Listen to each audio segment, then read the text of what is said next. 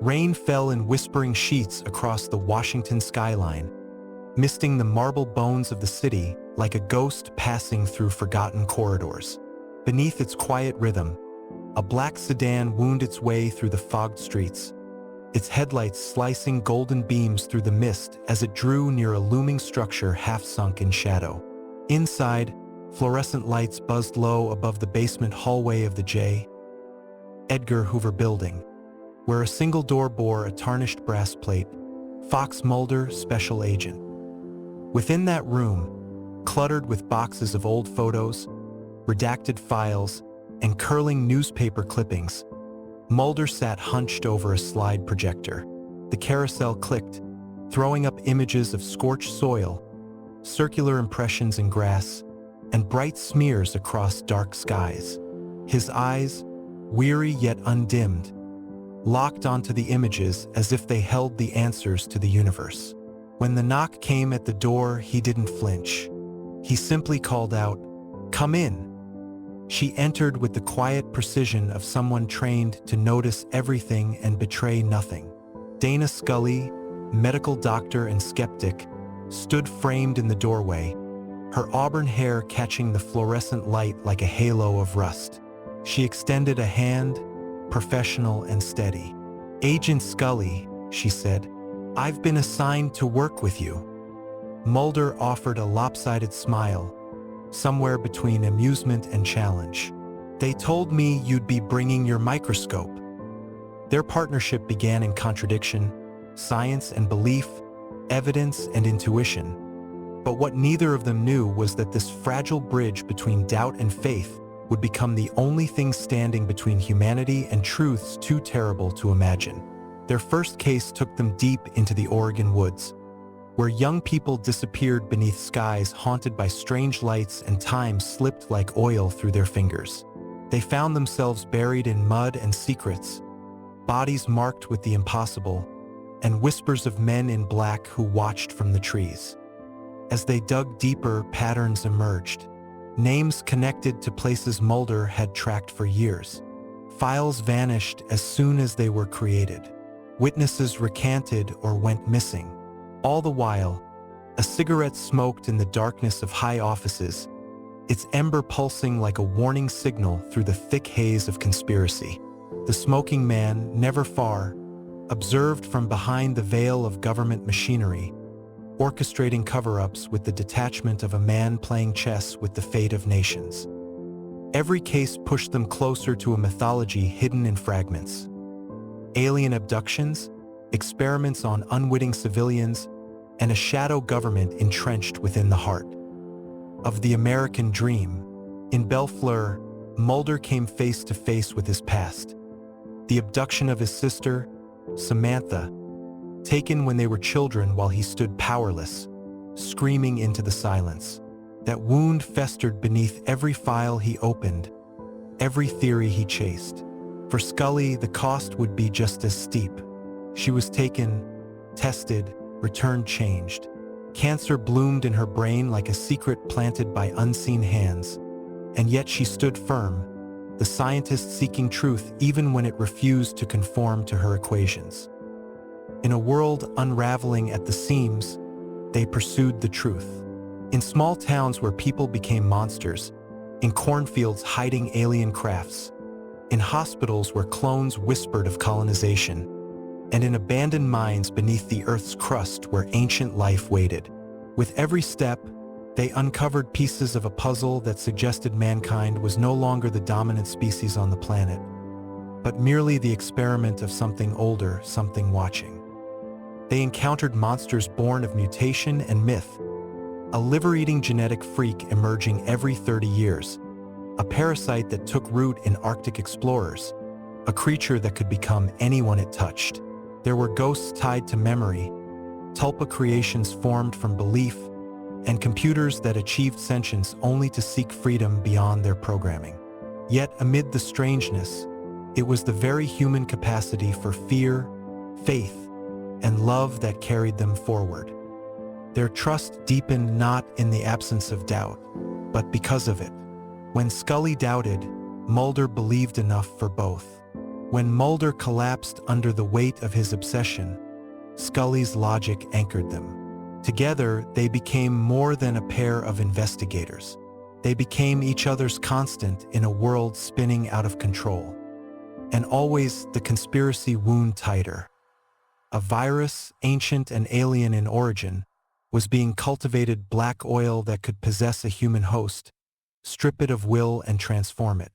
A group of powerful men, the Syndicate, conspired with extraterrestrial forces to facilitate a quiet takeover of Earth in exchange for survival. But rebellion brewed among the stars, alien factions splintering, turning even the conquerors against each other. Hybridization, cloning, super soldiers, every advance threatened to push humanity toward extinction or evolution. The X-Files were closed, reopened, threatened, and stripped from their hands. Mulder was discredited, abducted, returned. Scully bore a son under impossible circumstances. Child prophesied to be the future of mankind, desired by many, safe with none. William became both blessing and burden, a secret too dangerous to protect openly. The truth was buried, repeatedly, in graves dug by men in suits and smiles. Yet Mulder and Scully kept digging, because beneath the lies, beneath the horror, beneath the inhumanity masquerading as progress, there was something real, and that, more than belief, was what they sought. Not every question had an answer, not every mystery resolved cleanly, but the journey, through darkened corridors, rain-slicked alleyways, and snowy fields where lights danced in unnatural patterns, was the point. The truth was out there, and so were they, together, moving through a world too vast to comprehend, refusing to stop, refusing to forget, refusing to give up. Winter settled over the East Coast with a grip like iron, the cold seeping into bones and buildings alike, turning breath into steam and streets into mirrors of ice. Beneath the frozen crust of the world, secrets continued to fester. In a warehouse outside Baltimore, agents in hazmat suits uncovered rows of human corpses suspended in gelatinous sacks, their eyes flickering with something not entirely human. Mulder stood at the threshold of the scene, his breath curling around his face like a specter. He said nothing, only watched as one of the bodies twitched, then convulsed. The scream it gave wasn't human.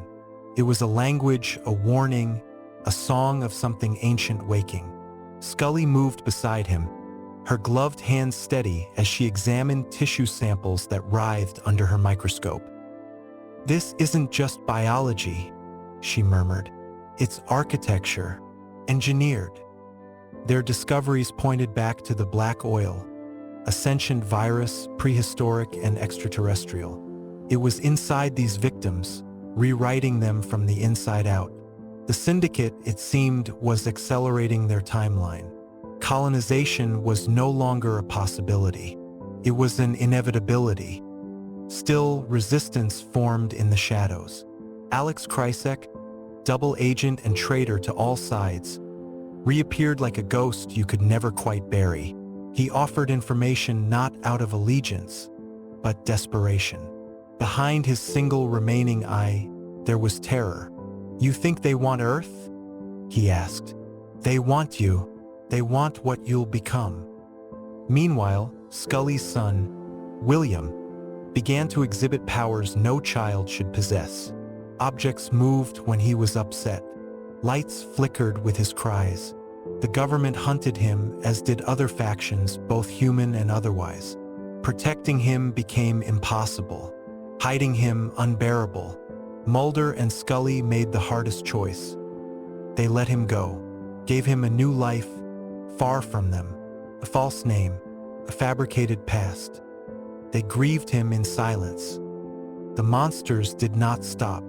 A man who could slip through vents like liquid, a psychic killer who saw through the eyes of death, a creature that fed on fear, manifesting as whatever terrified its prey.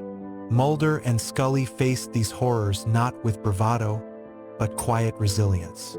Every file, every photograph pinned to their board of madness added weight to their mission. As the years passed, the lines between enemy and ally blurred. Assistant Director Skinner, once a reluctant handler, became their fiercest protector. Deep Throat died for them. X betrayed them to save them. The lone gunman, three paranoid misfits with hearts of gold, laid down their lives to stop a viral apocalypse. Mulder vanished. Scully searched. When she found him, buried in a cabin in the woods with his spirit shattered, she did not beg him to return. She simply said, "I need you. The world needs you." They unearthed a new conspiracy, one not alien but human. A plan seated in the ruins of old wars, designed to reduce the population and control the survivors through genetic engineering and fear. This time, the invaders weren't from the stars. They wore suits, smiled for cameras, and passed laws in plain sight. But buried beneath the fear, a glimmer of hope remained. William returned, not as a boy but something more. His powers evolved, unstable, dangerous. Yet he carried within him the final piece. The truth the syndicate feared. He rejected both sides, the colonists and their human collaborators. He chose his own path. In a final confrontation beneath a sky lit by burning wreckage and alien fire, Mulder faced the smoking man. The man who had orchestrated every lie, every cover-up. Mulder asked him, "Why? Why do you hate us so much?" The smoking man smiled, a cruel, withered expression. "Because you never learn." Then a shot rang out. Scully stood behind him, the smoking gun in her hand. The old man fell, at last. They did not stop the future, but they changed its shape. Mulder and Scully, older now, worn but unbroken, stood on the edge of the Pacific Ocean, watching the tide erase their footprints. He turned to her and said, "Do you think we made a difference?" She took his hand. "We found the truth. That has to be enough." The ocean breathed in and out, and the stars above them whispered the same refrain. The truth is out there. And so were they. The world did not end. Not yet.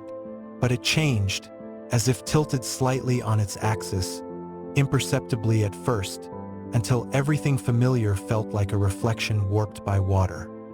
Mulder and Scully, no longer fugitives but not quite heroes, moved between lives.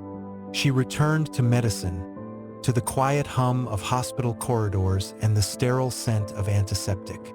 He drifted, consulting, researching, vanishing for weeks into forests or deserts chasing whispers that only he could hear. But the X-Files never closed. They simply evolved. A new generation emerged. Young agents drawn to the strange, the unexplained, the wounds in reality that never truly healed.